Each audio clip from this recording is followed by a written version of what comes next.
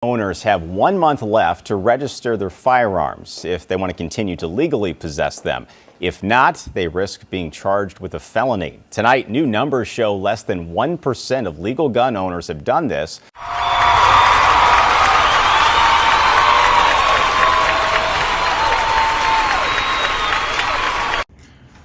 Less than 1% of Illinoisans have actually registered assault weapons and magazines.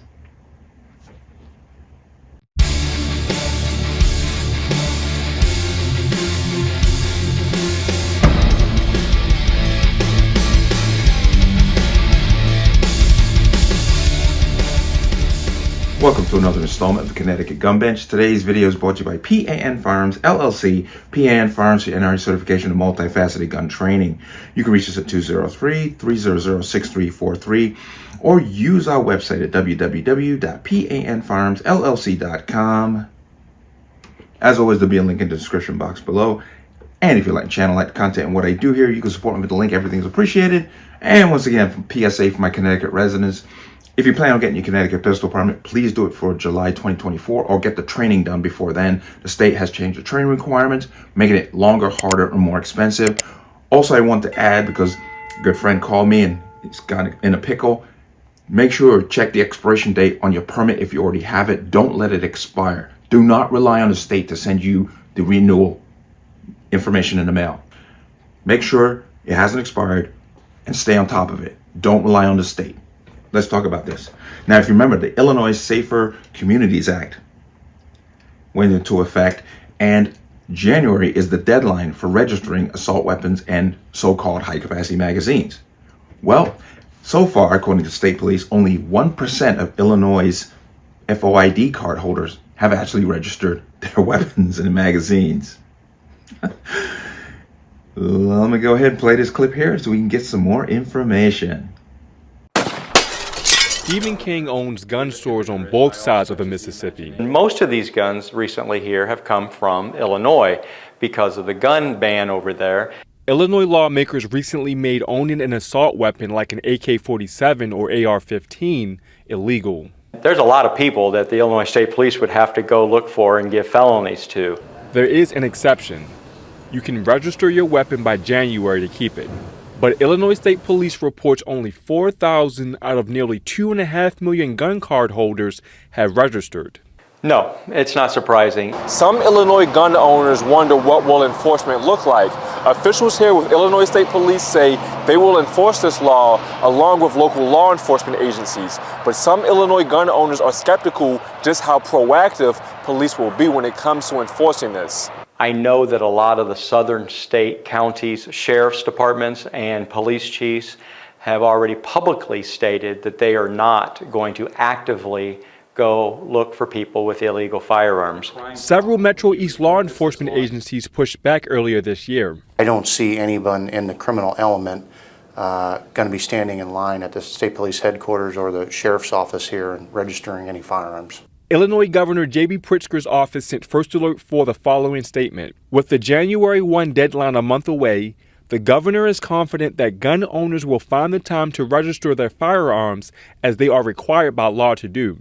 Those who don't will at some point be breaking the law and will face the legal consequences for doing so. I'm sad that so few people are willing to do what seems to me to be the right thing.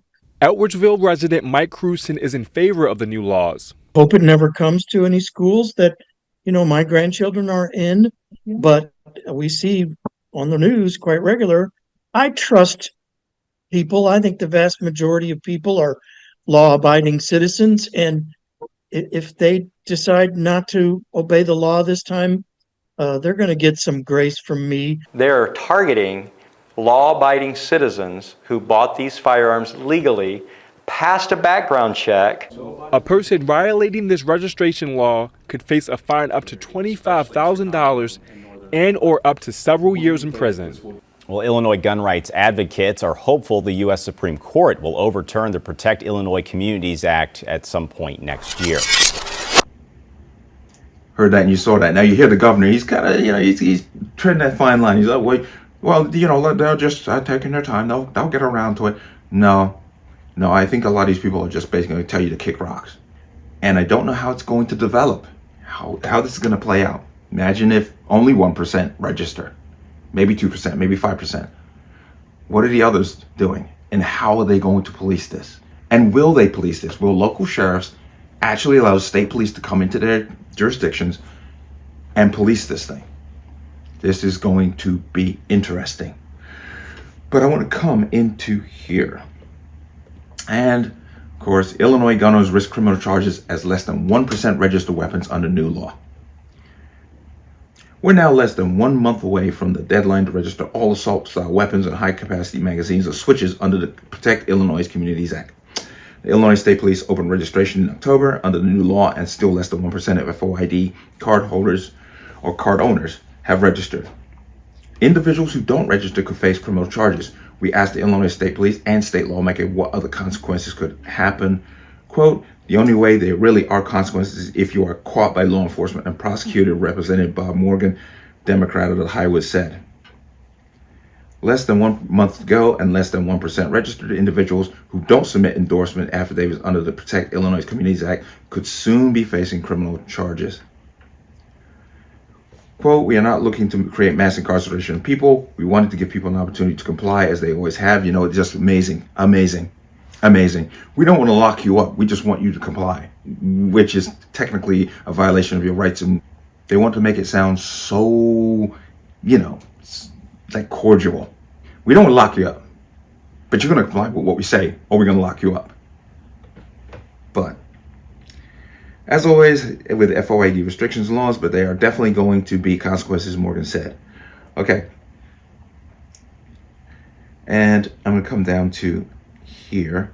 It also is, this is a quote from Morgan again, it also is not going to be a door-to-door enforcement the way that some county sheriffs have done fear-mongering. We're not going to knock on your door and steal your guns. No one has ever talked about that habit, Morgan said. But they know who has FOID cards. They have a registry. And they're like, oh, this person didn't register under this new law. So what are they going to do? They're going to go to the house and say, where's your registration? We're taking your guns. So don't lie. Don't lie. But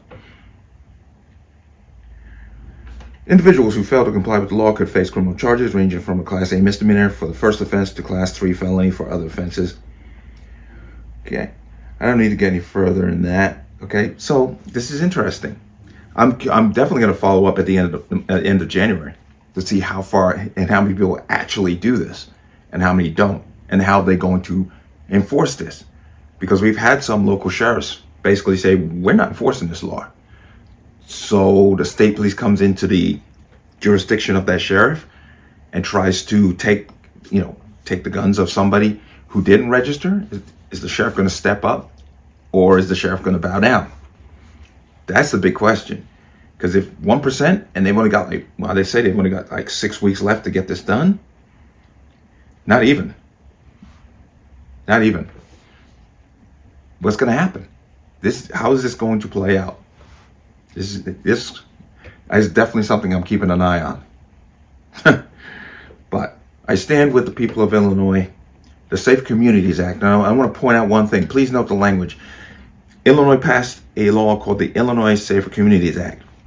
The federal government passed a law called the Bipartisan Safer Communities Act. Elizabeth Warren, along with a Democrat out of Georgia, is pushing a new bill called Gun Violence Prevention and Safer Communities Act. It's gaslighting garbage, because nothing they propose is going to protect a community. You can't curb crime by telling good people what they can and cannot do. But they know that too. Don't think for a second they don't.